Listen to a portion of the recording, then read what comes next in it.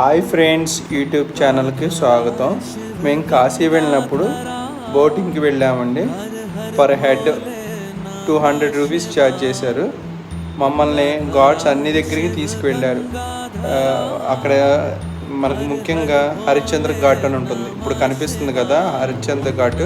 దాని దగ్గర ఇగో ఇప్పుడు చూస్తున్నారు కదా శవాలు కాలుతూ ఉంటాయి అన్నమాట.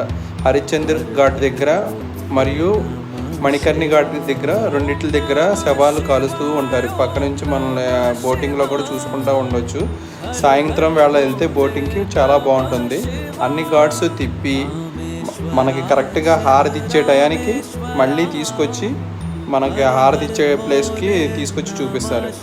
ఎందుకంటే చాలా బోట్లు బోటింగ్ చేస్తూ ఉంటారు. మళ్ళీ మనకు ప్లేస్ దొరకపోవచ్చు.